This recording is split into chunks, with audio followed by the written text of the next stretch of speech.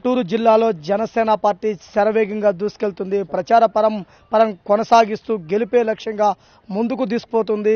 సత్తెనపల్లి నియోజకవర్గ జనసేన పార్టీ అభ్యర్థి ఎర్ర వెంకటేశ్వర రెడ్డి గారి దగ్గర మనం సార్, మీ దగ్గర జనసేన పార్టీకి సంబంధించి ప్రజల నుంచి ఎటువంటి స్పందన వస్తుంది? స్పందన అయితే బాగుందండి. ప్రధానంగా సిపిఎం, సిపిఐ, బీఎస్పీ పార్టీలు బడుగు వర్గాల నుంచి వచ్చి వాళ్ళ కార్యకర్తలు భారీ బ్రహ్మాండంగా. అలానే సామాజిక వర్గంగా వచ్చినప్పుడు ప్రధానంగా ఇక్కడ రెడ్డి, కమ్మ, కాపు సామాజిక వర్గాలు ప్రధానంగా సత్తెనపల్లి కాన్స్టిట్యూన్సీలో అగ్రకులాల సంబంధంలో మూడు కూడా ఈక్వల్ పరిస్థితిలో కొంచెం కమ్మ ఎక్కువ ఉన్నా కూడా ఈ మూడు సామాజిక వర్గాలు ఉన్నాయి. అలానే అభ్యర్థులు కూడా మూడు సామాజిక వర్గాల నుంచి వచ్చాం కాబట్టి ఖచ్చితంగా పార్టీలు ప్రాంతీయ పార్టీలైనా కూడా ఖచ్చితంగా వామపక్షాలు సిపిఐ, సిపిఎం, బీఎస్పీ కార్యకర్తలతోటి అలానే ప్రస్తుతం ఉన్న అభ్యర్థుల మధ్య బేరీ చేసుకుంటే ఆర్థికంగా మేము వెనకబడి ఉండొచ్చు, మిగిలినట్లు ముందుంటామని భావిస్తున్నా. కొంచెం మేము స్టార్ట్ చేయడం లేట్ అయినా కూడా ఖచ్చితంగా రేపు నుంచి నాకు 15 సంవత్సరాల నుంచి కూడా గ్రామంలో అడుగడుగున పరిసరాలు ఉన్నాయి కాబట్టి రేపు నుంచి ఖచ్చితంగా ప్రసారాన్ని ఖచ్చితంగా జనం దగ్గర తీసుకెళ్లి అభ్యర్థుల మధ్య కంపారిజన్ చేసుకుంటూ మరి గతానికి ఇప్పుడు మరి పోల్చుకుంటూ ఖచ్చితంగా ప్రసారంలో దూసుకుపోయే ప్రయత్నం చేస్తాం. గ్లాస్ గుర్తుబడి ఓటేసి గెలిపిస్తారనే భావన మటుకు నాలో ఉంది. ఒకవైపు కోడెల శివప్రసాద్, మరోవైపు అంబటి రాంబాబు, ఇద్దరు ప్రత్యర్థులు బలంగా ఉన్నారు కదా, వారి కాడికి ధీటుగా మీరు ఎటువంటి వ్యూహాలతోటి ప్రజల్లోకి వెళ్తారు? ఖచ్చితంగా నండి ప్రసారంలో తెలుస్తుంది. ఎందుకంటే కోడెల శివప్రసాద్ గారి దగ్గర డబ్బులు తీసుకున్న ప్రచారం చాలా ఎక్కువగా చేశారు కొంతమంది వైకాపా అభ్యర్థులు.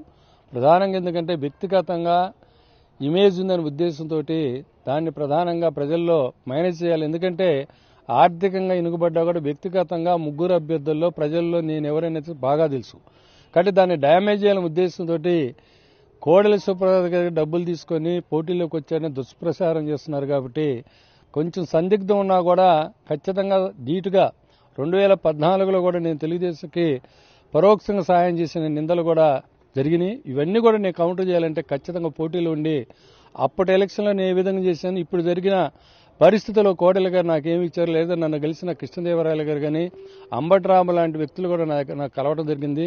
మరి వాళ్ళు కూడా ఎంత డబ్బు ఇచ్చారో కూడా ప్రజల దగ్గర తీసుకెళ్లి చెప్పేటప్పుడు నా ఆస్తులు ఎంత ఉన్నాయి, వాళ్ళ ఆస్తులు ఉన్నాయి, పదవ లేకుండా ఎవరెవరికి ఎంత ఆస్తులు ఉన్నాయి, మరి నా వృత్తి ఏంది, వాళ్ళ వృత్తి ఏంది కూడా ఖచ్చితంగా జనంలో బేరీజ్ చేసుకునే సూటిగా ప్రశ్నలని అడగడం జరిగింది. జనం కూడా కంపేర్ చేస్తారనేది భావన నాకుంది.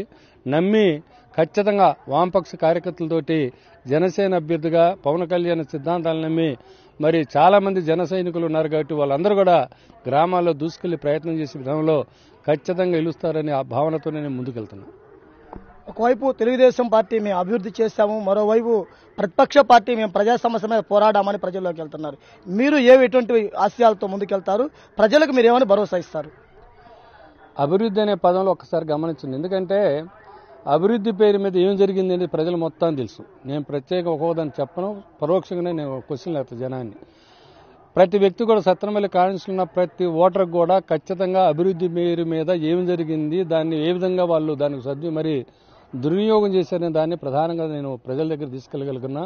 అలానే అంబటి రాంబాబు గారు కూడా దాదాపుగా 4 సంవత్సరాల 9 నెలలు కూడా ప్రతిపక్ష పాత్ర అనేది ఎక్కడా కనపడలా.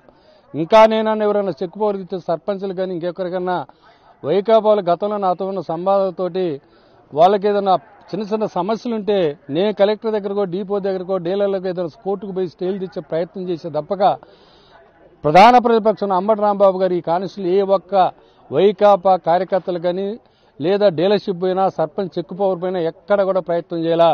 అలానే నీరు చెట్టు కానీ రకరకాలైన కార్యక్రమాలు మరి ఇసుక అన్నారు, మట్టి అన్నారు, ఏ కార్యక్రమం కూడా విమర్శించకుండా నిన్న మొన్న అతుకూరి మరి నాగేశ్వరరావు గారు వైస్ ప్రెసిడెంట్ తెలుగుదేశం నుంచి బయటకు వచ్చిన ఆ వ్యక్తి, నరిశెట్టి వేణుగారు, కొమ్మిశెట్టి సాంబశివరావు గారు లాంటి వ్యక్తులు వాళ్ళు కొన్ని ప్రధానమైన మరి స్పీకర్ గారి మీద వాళ్ళు అభియోగాలు మరి మోపి అవి ఈ విధంగా జరుగుతున్నాయి. వామపక్షాలు కమ్యూనిస్ట్ సిపిఐ, సిపిఎం కూడా ప్రధానంగా సిపిఐ, సిపిఎం కూడా ఖచ్చితంగా ఈ మరి స్పీకర్ గారు రూలింగ్లో ఉన్నప్పుడు అభివృద్ధిలో ఏ విధమైన అవినీతి ఉందని వాళ్ళు ప్రయత్నం చేశారు తప్పక ప్రధానమైన ప్రతిపక్షం నుంచి పోటీ చేసిన 14లో ఓడిపోయినా ఈ రోజు అభ్యర్థిగా వైకాపా అభ్యర్థి అంబటి రాంబాబు అనే వ్యక్తి ఏ రోజు కూడా ప్రతిపక్ష పాత్ర పోషించలేదో సంగతి ప్రజలు మొత్తానికి కూడా తెలుసు.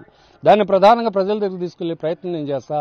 ఆ రోజున మాకు 4,000 ఉన్న కాంగ్రెస్లో నా ప్రయత్నంగా నేను మరి వైకాపా పలుదేళ్లపాటు నుంచి ప్రధానంగా నాకు ఓటేయాలి. ఆ రోజున మరి వైకాపాకు ఓటేశారు.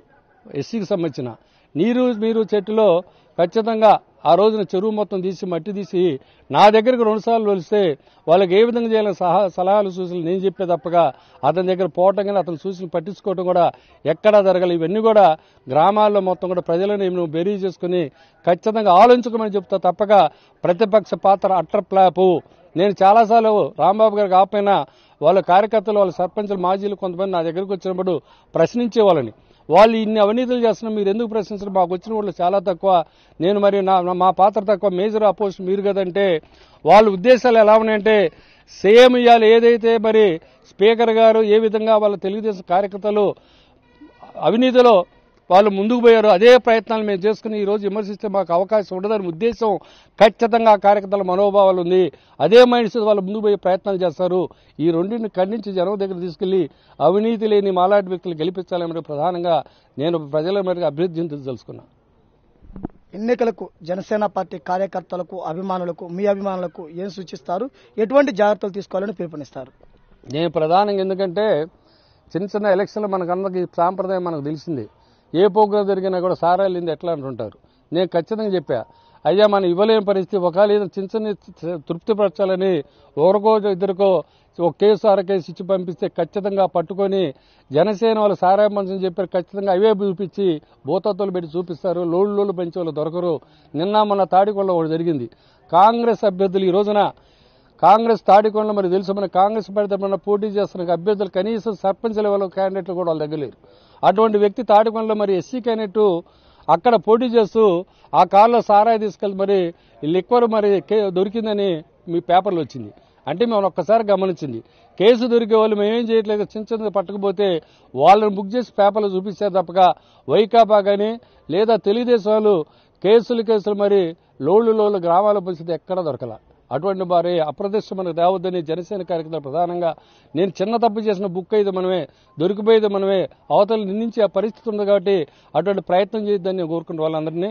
అలానే జనసేన తరపున కూడా మొన్న చూశారు మేము మా నామినేషన్ 9 సోమవారం ఖచ్చితంగా ఏ ఒక్క వ్యక్తి కూడా మేము మందు లేకుండా మేము తీసిన విధానాన్ని వాళ్ళు ఏ విధంగా కూలిచ్చి తెచ్చుకునే విధానం కూడా గమనిస్తున్నారు. ప్రజలు కూడా ఆలోచించుకొని ఖచ్చితంగా అవినీతి లేని జనసేన తరపున పోటీ చేస్తున్న అలాంటి అభ్యర్థులను ఆదరించాలని కోరుకోవటం, వాళ్ళు ఆదరిస్తారన్న భావనతో నేను ముందుకు పోతున్నాను.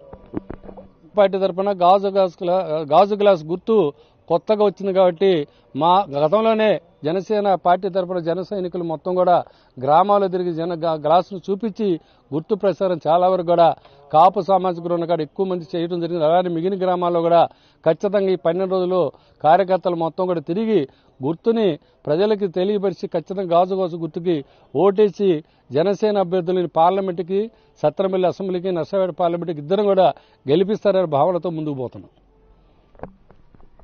సత్తెనపల్లి నియోజకవర్గంలో అభివృద్ధి పేరుతో అక్రమాలు, ప్రతిపక్షం ప్రజా సమస్యల మీద పోరాడకుండా నిలుచొని ఉన్నది కానీ ప్రజా సమస్యల కోసం ఒక జనసేననే నిలదీస్తుంది. రానున్న రోజుల్లో జనసేన పార్టీ అభ్యర్థిని గెలిపిస్తే సత్తెనపల్లిని అభివృద్ధి చేయడమే కాకుండా ప్రజా సమస్యల పరిష్కారానికి కృషి చేస్తాం. మా అందరిది కూడా ఒకటే, పవన్ రావాలి, పాలన మారాలనే నినాదంతో ముందుకెళ్తున్నాం. గాజు గ్లాసు గుర్తుపై ఓటేసి అసెంబ్లీ అభ్యర్థిగా గెలిపించాలని కోరుతున్నారు. అలానే పార్లమెంట్ అభ్యర్థిగా గెలిపించి కూడా జనసేన జెండా ఎగరవేయాలని కోరడం జరుగుతుంది. సత్తెనపల్లి నియోజకవర్గం ప్రజలు అత్యధిక మెజార్టీతో ఎర్ర వెంకటేశ్వర రెడ్డి గారిని గెలిపించాలని కోరుకుంటున్నారు. కెమెరా పర్సన్ ఉదయ్ కుమార్తో శ్రీనివాస్, 99 టీవీ, సత్తెనపల్లి నియోజకవర్గం నుంచి. For more updates, please subscribe 99 TV Telugu.